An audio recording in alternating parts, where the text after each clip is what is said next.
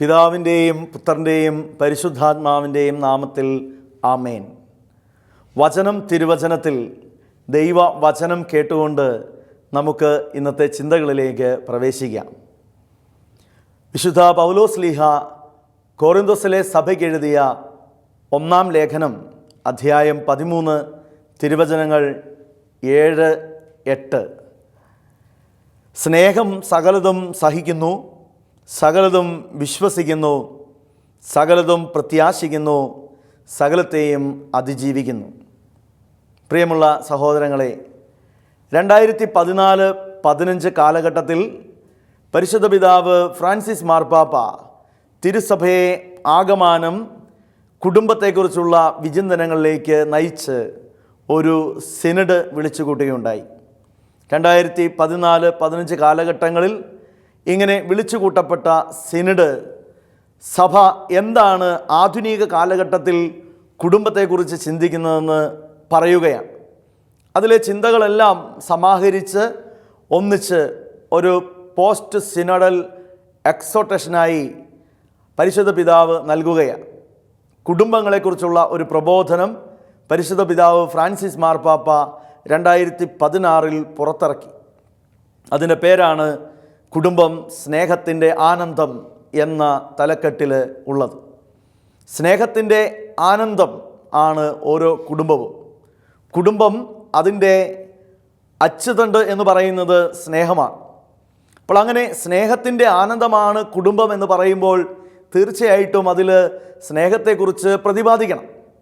പരിശുദ്ധ പിതാവ് അതുകൊണ്ട് തന്നെ ഒരു 4-ാമത്തെ അധ്യായം മുഴുവനും ഈ സ്നേഹത്തെക്കുറിച്ച് പറയുവാൻ വേണ്ടിയിട്ട് മാറ്റിവെച്ചിരിക്കുകയാണ്. അതിന് അദ്ദേഹം ആധാരമായി എടുക്കുന്നത് വിശുദ്ധ പൗലോസ്ലീഹ കൊറിന്തോസുകാർക്ക് എഴുതിയ 1-ാം ലേഖനത്തിൻ്റെ 13-ാമത്തെ അധ്യായം 1 മുതൽ 13 വരെയുള്ള തിരുവചന ഭാഗത്ത് കാണുന്ന സ്നേഹത്തെക്കുറിച്ചുള്ള വിവരണമാണ്. അങ്ങനെ സ്നേഹത്തെക്കുറിച്ചുള്ള വിവരണം ധാരാളം കാര്യങ്ങൾ ചർച്ച ചെയ്യുന്നുണ്ടെങ്കിലും ഇന്നത്തെ നമ്മുടെ ശ്രദ്ധയിലേക്ക് നമ്മൾ കൊണ്ടുവരുന്നത് 7-8 വചനത്തിൻ്റെ ഭാഗം മാത്രമാണ്. എന്താണ് 7-8 വചനങ്ങളിൽ കാണുന്നത്? 4 കാര്യങ്ങളാണ് നമുക്കിവിടെ കാണുവാൻ വേണ്ടിയിട്ട് സാധിക്കുക. ഒന്ന്, സ്നേഹം സകലതും സഹിക്കുന്നു. പ്രിയമുള്ളവരെ, എന്താണ് സ്നേഹം സകലതും സഹിക്കുന്നു എന്നതിൻ്റെ അർത്ഥം? പലപ്പോഴും നമ്മൾ പറയാറുണ്ട്, എൻ്റെ കുടുംബത്തിലെ ജീവിതം വളരെ സഹനപൂർണ്ണമാണ്, അതുകൊണ്ട് ഞാൻ സങ്കടപ്പെട്ട് ജീവിക്കുന്നു. സഹനമാണ് എൻ്റെ ജീവിതത്തിൽ കൂടുതലും എനിക്ക് കഥയായി പറയാനുള്ളത് എന്ന് ചിന്തിക്കുന്നവരോട് പരിശുദ്ധ പിതാവ് പറയുകയാണ്, വചനത്തെ ആധാരമാക്കി നിങ്ങൾ കുടുംബത്തിൽ സ്നേഹത്തിൻ്റെ വെളിച്ചത്തിൽ വേണം ഈ സഹനത്തെ ഏറ്റെടുക്കാൻ. എങ്ങനെയാണ് സ്നേഹത്തിൻ്റെ വെളിച്ചത്തിൽ സഹനത്തെ ഏറ്റെടുക്കാൻ സാധിക്കുക? പരിശുദ്ധ പിതാവ് അവിടെ സൂചിപ്പിക്കുന്ന ഒരു കാര്യം ഇതാണ്.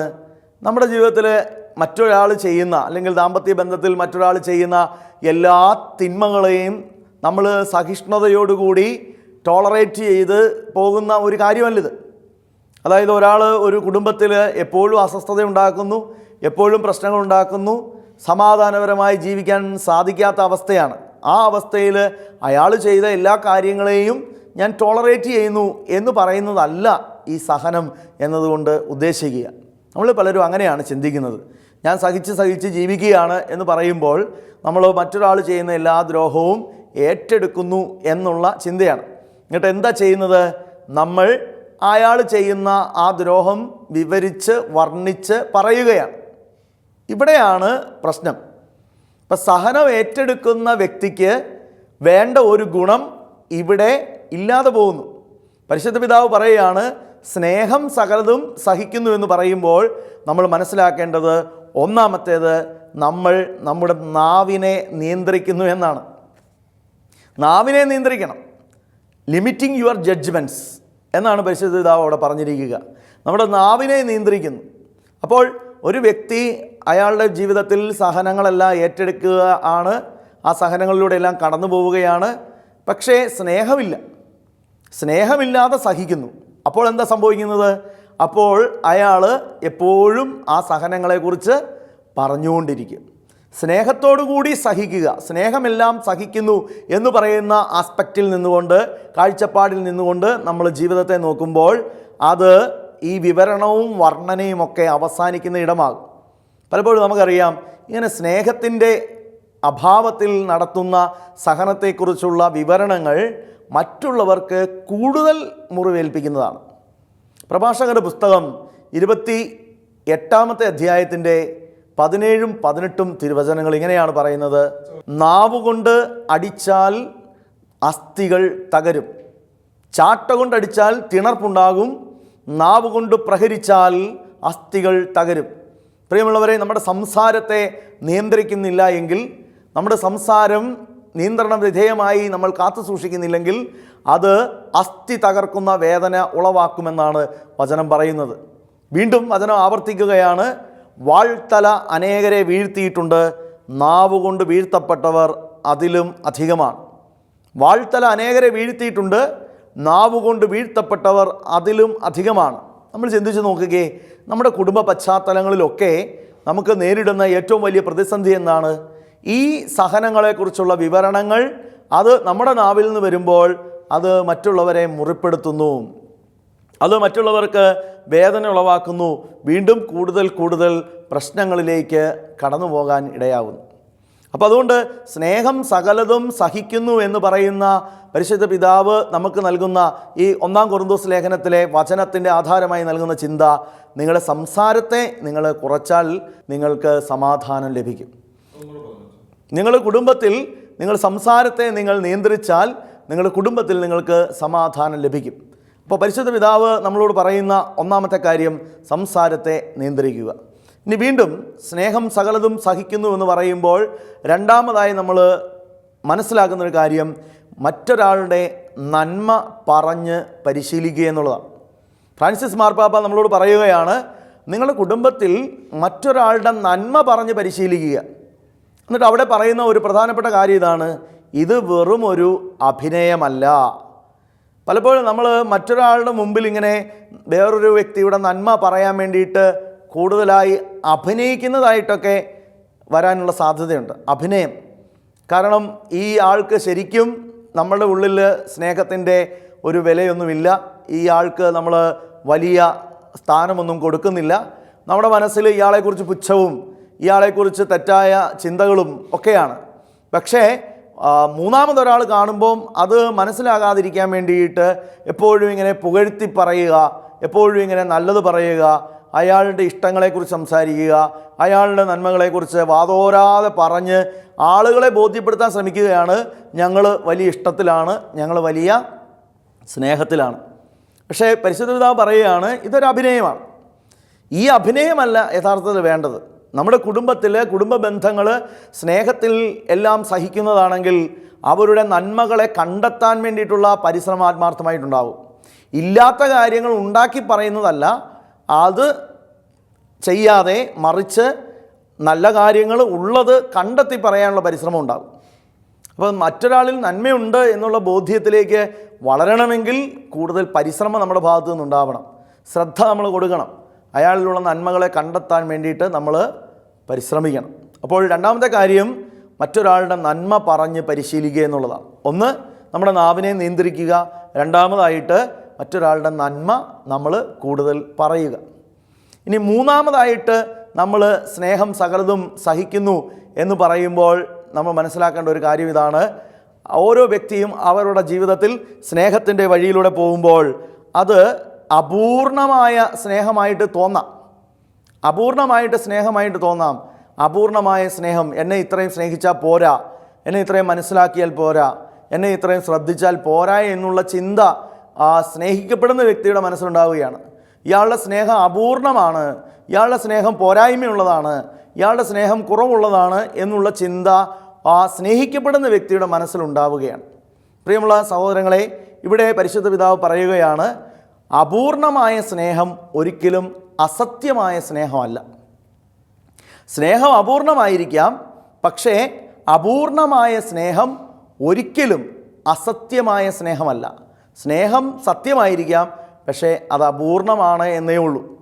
അപൂർണമായ സ്നേഹം പൂർണ്ണതയിലേക്ക് വളരാനുള്ള സാധ്യത എപ്പോഴും ഉണ്ട്.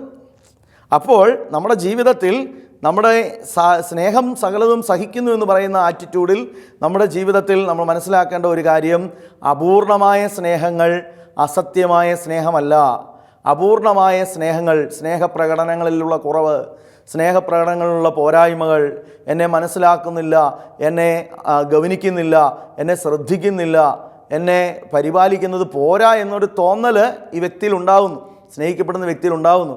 പക്ഷേ അതൊരിക്കലും അപൂർണമായ സ്നേഹം ഒരിക്കലും സ്നേഹരാഹിത്യത്തിൻ്റെയോ അസത്യമായ സ്നേഹത്തിൻ്റെയോ അടയാളമല്ല. ഇപ്പോൾ പരിശുദ്ധ പിതാവ് പറയുകയാണ്, അസത്യമായ സ്നേഹമായി തെറ്റായ ഒരു ചിന്ത നിങ്ങളുടെ മനസ്സിൽ സ്നേഹത്തെക്കുറിച്ച് നിങ്ങൾ രൂപപ്പെടുത്താതിരിക്കുക. അപ്പോൾ നമ്മുടെ കുടുംബ ബന്ധങ്ങളിൽ ഒന്നാമത് സ്നേഹം സകലതും സഹിക്കുന്നു എന്ന് പറയുമ്പോൾ പരിശുദ്ധ പിതാവ് 3 കാര്യങ്ങളാണ് ഉദ്ദേശിക്കുക. ഒന്ന്, നമ്മുടെ നന്മ പറയാൻ വേണ്ടിയിട്ട് തയ്യാറാവുക, തിന്മ പറയാതിരിക്കുക. 3, സ്നേഹത്തിൽ ആയിരിക്കുന്ന വ്യക്തി അപൂർണമായ സ്നേഹമാണ് തരുന്നതെങ്കിലും അത് സത്യമായ സ്നേഹമായി അതിനെ മനസ്സിലാക്കുക. രണ്ടാമത്, ഈ വചനഭാഗം പറയുന്നത് സ്നേഹം സകലതും വിശ്വസിക്കുന്നു എന്നാണ്. എന്താണ് വിശ്വാസം? പരിശുദ്ധ പിതാവ് ഇവിടെ പറയുകയാണ്, വിശ്വാസത്തെ നമ്മൾ പലപ്പോഴും ദൈവശാസ്ത്രപരമായി അല്ലെങ്കിൽ ദൈവികമായി വ്യാഖ്യാനിക്കാനുള്ള സാധ്യതയുണ്ട്. ദൈവികമായ വിശ്വാസം എന്താണെന്ന് നമ്മളെല്ലാവരും പഠിച്ചിട്ടുണ്ട്. കാണപ്പെടാത്തതുണ്ടെന്നും പ്രത്യാശിക്കുന്നത് ലഭിക്കുമെന്ന ഉറപ്പുമൊക്കെയാണ്. അപ്പോൾ വിശ്വാസം, സ്നേഹം സകലതും വിശ്വസിക്കുന്നു എന്ന് പറയുമ്പോൾ അത്തരത്തിലുള്ള ദൈവികമായ ഒരു വിശ്വാസത്തിൻ്റെ, ദൈവശാസ്ത്രപരമായ വിശ്വാസത്തിൻ്റെ തലത്തിലേക്ക് ഉയർന്നു നിൽക്കാനുള്ള പരിശ്രമമായി അതിനെ കാണരുത്. ദൈവികമായ വിശ്വാസത്തിൻ്റെ മേഖലയല്ലത്, മറിച്ച് എന്താണ്, അത് മറ്റൊരു തലത്തിലുള്ള വിശ്വാസമാണ്. ആ വിശ്വാസം ആ വ്യക്തിയിലുള്ള വിശ്വാസം വർദ്ധിപ്പിക്കുന്ന ഒരു കാര്യമാണ്. ആ വ്യക്തിയിലുള്ള വിശ്വാസം ട്രസ്റ്റ് ചെയ്യുകയാണ്. എന്താണ് ആ ട്രസ്റ്റ്? പരിശുദ്ധ പിതാവ് അവിടെ പറയുകയാണ്, ആ ട്രസ്റ്റ് ഒരിക്കലും ഇയാൾ എന്നെ വഞ്ചിക്കുകയില്ല, ഇയാൾ എന്നെ ഉപേക്ഷിച്ചിട്ട് പോവുകയില്ല, ഇയാൾ എന്നെ ഒരിക്കലും ചതിക്കുകയില്ല എന്നുള്ള ചിന്ത പുലർത്തുന്നത് മാത്രമല്ല. ശരിക്കും പറഞ്ഞു കഴിഞ്ഞാൽ ഒരാളെ വിശ്വസിക്കുക എന്ന് പറഞ്ഞാൽ അതൊക്കെയാണ് അർത്ഥം. ഒരു ദാമ്പത്യ ബന്ധത്തിൽ പ്രത്യേകമായിട്ട് ചിന്തിക്കുമ്പോൾ ആ പരസ്പരമുള്ള വിശ്വസ്തത അല്ലെങ്കിൽ വിശ്വാസം എന്ന് പറയുന്നത് ഇയാൾ എന്നെ ചതിക്കുകയില്ല, ഇയാൾ എന്നെ വഞ്ചിക്കുകയില്ല, ഇയാൾ എന്നെ ഒരിക്കലും ഉപേക്ഷിച്ചിട്ട് പോവുകയില്ല എന്നുള്ള ഒരു ട്രസ്റ്റാണ്. പക്ഷെ അത് മാത്രം പോരാ എന്ന് പരിശുദ്ധ പിതാവ് പറയുകയാണ്. പിന്നെ എന്തുകൂടി വേണം? അതായത് സ്വാതന്ത്ര്യം നൽകുന്ന വിശ്വാസമുണ്ടാവണം. വിശ്വാസം സ്വാതന്ത്ര്യത്തിലേക്ക് നയിക്കണം. ദാമ്പത്യ ബന്ധത്തിൽ സ്നേഹം സകലതും വിശ്വസിക്കുന്നു എന്ന് പറഞ്ഞാൽ സകലതും വിശ്വസിച്ചുകൊണ്ട് സകലതും വിശ്വാസത്തിൽ ഏറ്റെടുത്തുകൊണ്ട് സ്വാതന്ത്ര്യം കൊടുക്കുന്നു എന്നാണ്. എന്താണ് ആ സ്വാതന്ത്ര്യം കൊടുക്കുക എന്ന് പറഞ്ഞാൽ? അതായത് വിശ്വാസം കുറവുണ്ടെങ്കിൽ എപ്പോഴും ഇങ്ങനെ എൻ്റെ ഗ്രിപ്പിൽ നിർത്താൻ വേണ്ടിയുള്ള ശ്രമം ഉണ്ടാകും. ഞാൻ നിയന്ത്രിക്കാൻ തുടങ്ങും, എൻ്റെ നിയന്ത്രണത്തിൽ നിർത്താൻ തുടങ്ങും. വിശ്വാസം കുറവുള്ളിടത്ത് ദാമ്പത്യ ബന്ധത്തിൽ ഭർത്താവ് ഭാര്യയെ എങ്ങനെ നിയന്ത്രിച്ചുകൊണ്ടിരിക്കും, ഭാര്യ ഭർത്താവിനെ നിയന്ത്രിച്ചുകൊണ്ടിരിക്കും, കൺട്രോൾ ചെയ്യാൻ തുടങ്ങും, കൂടുതൽ നിയന്ത്രണങ്ങൾ ഏർപ്പെടുത്താൻ തുടങ്ങും, കൂടുതൽ ഒത്തിരി നേരം ഉള്ള നിയന്ത്രണങ്ങൾക്ക് വിധേയപ്പെട്ട് കൂടുതൽ ബന്ധം വഷളാകുമെന്നാണ് പരിശുദ്ധ പിതാവ് പറയുന്നത്. അപ്പോൾ സ്നേഹത്തിൽ വിശ്വസിക്കുക എന്ന് പറഞ്ഞാൽ നിയന്ത്രണങ്ങൾ കുറയ്ക്കുക എന്നുള്ള ഒരർത്ഥമുണ്ട്. പൊസസീവായിട്ടുള്ള ഒരു ആറ്റിറ്റ്യൂഡിൽ നിന്ന് ഇൻഡിപെൻഡൻ്റ് ആയിട്ട് അപരന് ജീവിക്കാൻ സാധിക്കുന്ന വിധത്തിലേക്ക് കുടുംബ ബന്ധങ്ങൾ ഉയരണം. സ്നേഹത്തിൽ വിശ്വാസം വളർത്തുക, സ്നേഹത്തിൽ സകലതും വിശ്വസിക്കുക. എൻ്റെ ഈ ഭാര്യ, എൻ്റെ ഈ ഭർത്താവ് കൂടുതൽ സ്വാതന്ത്ര്യം അനുഭവിക്കട്ടെ.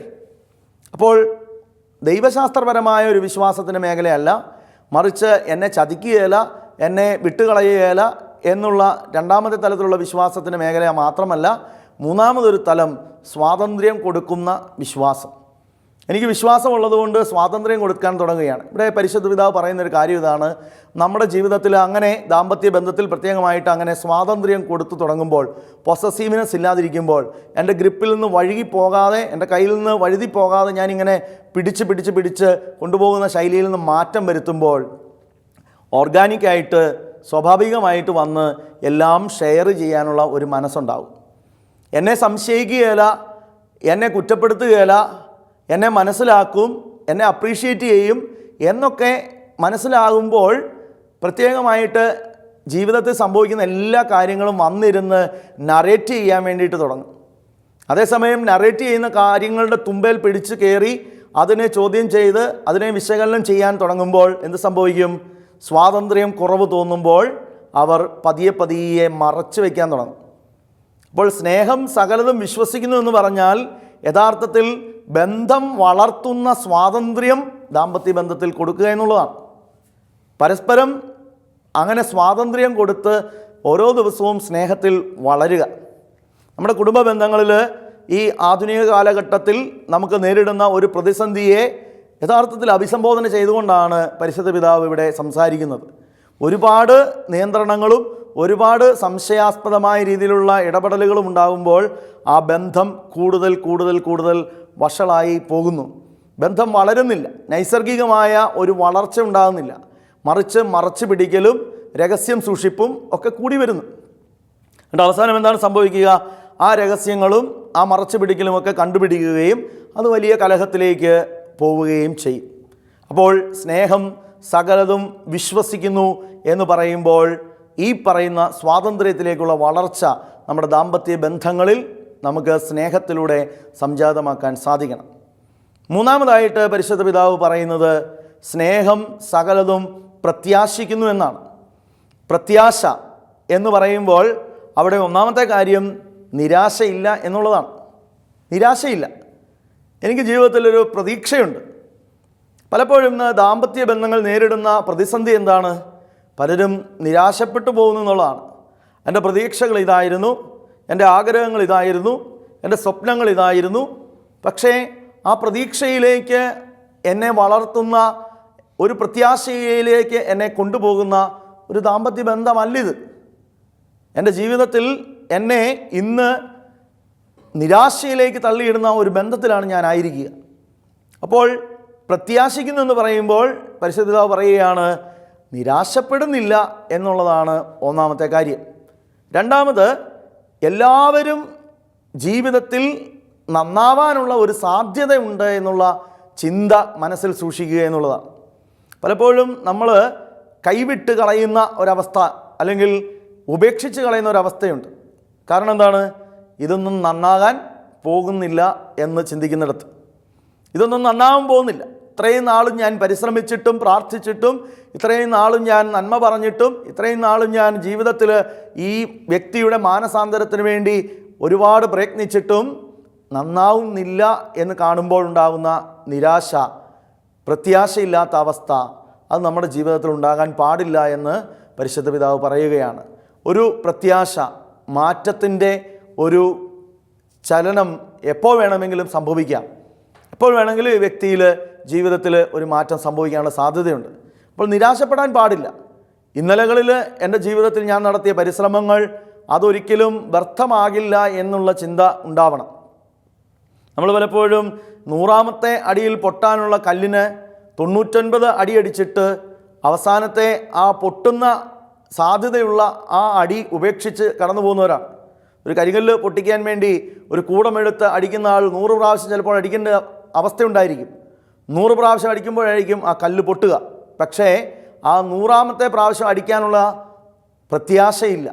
നിരാശപ്പെട്ടിട്ട് 99 പ്രാവശ്യം അടിച്ച് അത് പൊട്ടുകയില്ല എന്ന് പറഞ്ഞ് തിരിച്ചു പോവുകയാണ്. പ്രിയപ്പെട്ട സഹോദരങ്ങളെ, അപ്പോൾ ദാമ്പത്യ ബന്ധത്തിൽ, കുടുംബ ബന്ധത്തിൽ പ്രത്യാശിക്കുക എന്ന് പറയുമ്പോൾ നാളെ ആ വ്യക്തിയുടെ ജീവിതത്തിൽ ദൈവം ഇടപെടും, ദൈവം ആ വ്യക്തിയുടെ ജീവിതത്തിൽ ഒരു മാറ്റം കൊണ്ടുവരും എന്ന് പ്രതീക്ഷിക്കുവാനുള്ള തീരുമാനം നമുക്കുണ്ടാവണം. അത് സ്നേഹത്തിൽ അധിഷ്ഠിതമായ പ്രത്യാശയ്ക്ക് മാത്രമേ സാധിക്കുകയുള്ളൂ. ഇനി അതോടൊപ്പം തന്നെ മറ്റൊരു കാര്യമെന്ന് പറയുന്നത് പരിശുദ്ധ പിതാവ് പറയുകയാണ്, ഒരുപക്ഷെ ഇവിടെ മാറിയില്ലെങ്കിലും നിത്യതയിൽ അദ്ദേഹം ക്രിസ്തുവിനോടൊപ്പം, ആ വ്യക്തി ക്രിസ്തുവിനോടൊപ്പം രൂപാന്തരപ്പെടും എന്നുള്ള പ്രത്യാശയിലെങ്കിലും നിങ്ങൾ ജീവിക്കുക. ഭൗമികമായ ഈ ലോക ജീവിതകാലത്ത് ഒരുപക്ഷെ ഈ മാറ്റം സംഭവിച്ചെന്ന് വരികയില്ല. ഈ ലോക ജീവിതത്തിൻ്റെ അവസ്ഥകളിൽ ഈ മാറ്റം കണ്ടുവെന്ന് വരികയില്ല. അതുകൊണ്ട് ഈ ലോക ജീവിതത്തിൽ അങ്ങനെ ഒരു മാറ്റം സംഭവിച്ചില്ലല്ലോ എന്ന് ഓർത്ത് നിങ്ങൾ നിരാശപ്പെടരുത്. ക്രിസ്തുവിൽ നാം എല്ലാവരും അവൻ്റെ രൂപത്തിലേക്ക് രൂപാന്തരപ്പെടുന്നതാണല്ലോ നിത്യതയിലേക്കുള്ള നമ്മുടെ യാത്ര എന്ന് പരിശുദ്ധ പിതാവ് പറയുകയാണ്. അപ്പോൾ നിത്യതയിൽ നാം എല്ലാവരും അവൻ്റെ സാദൃശ്യത്തിലേക്ക് രൂപാന്തരപ്പെടാനുള്ളവരാണ്. അപ്പോൾ ആ രൂപാന്തരപ്പെടലിനെ ദൈവം ഇടവരുത്തിക്കൊള്ളും എന്ന് പ്രത്യാശിച്ച് നിങ്ങൾ കുടുംബത്തിൽ സ്നേഹത്തിൽ ജീവിക്കുക എന്ന് പറയുകയാണ്. അവസാനമായി പരിശുദ്ധ പിതാവ് പറയുന്നു, സകലത്തെയും സ്നേഹം അതിജീവിക്കുന്നു. സ്നേഹം സകലതും അതിജീവിക്കുന്നു. അതിജീവനത്തിൻ്റെ ശക്തി എന്ന് പറയുന്നത് സ്നേഹമാണ്. നമ്മുടെ ജീവിതത്തിൽ, നമ്മുടെ കുടുംബത്തിൽ പലപ്പോഴും നിരാശയിലേക്ക്, നിഷേധാത്മകമായ ചിന്തയിലേക്ക് പോകാനുള്ള കാരണം എന്താണ്? അതിജീവനത്തിൻ്റെ ശക്തി ഇല്ലാതെ പോകുന്നതാണ്. സ്നേഹം സകലതും അതിജീവിക്കുന്നുവെന്ന് പരിശുദ്ധ പിതാവ് പറഞ്ഞു വയ്ക്കുമ്പോൾ അവിടെ പറയുന്ന ഒന്നാമത്തെ കാര്യം, നമ്മുടെ ജീവിതത്തിൽ നമ്മൾക്ക് ഓരോ വ്യക്തിയിലും നന്മ കണ്ടെത്തി നമ്മൾ ആ നന്മയെ ഫോക്കസ് ചെയ്ത് നമ്മുടെ ജീവിതത്തിൽ നിലനിൽക്കുക എന്നുള്ളതാണ്. ഇപ്പം നിലനിൽപ്പിൻ്റെ ഒരു കൃപ നമ്മുടെ ജീവിതത്തിൽ നമുക്ക് സ്വന്തമാക്കാൻ വേണ്ടിയിട്ട് സാധിക്കണം. ഒരുപക്ഷെ ആ വ്യക്തിയെ ഉപേക്ഷിച്ച് കളയാൻ, ആ വ്യക്തിയെ വിട്ടുകളയാൻ വേണ്ടിയിട്ട് ഒരുപാട് കാരണങ്ങളുണ്ടാവും. ഒരു വ്യക്തി കുടുംബത്തിൽ നിന്ന് ഉപേക്ഷിക്കപ്പെടാൻ വേണ്ടിയിട്ട് ആ വ്യക്തിയുടെ ജീവിതത്തിൽ ഒരുപാട് കാരണങ്ങൾ നിരത്താനുണ്ടാവും.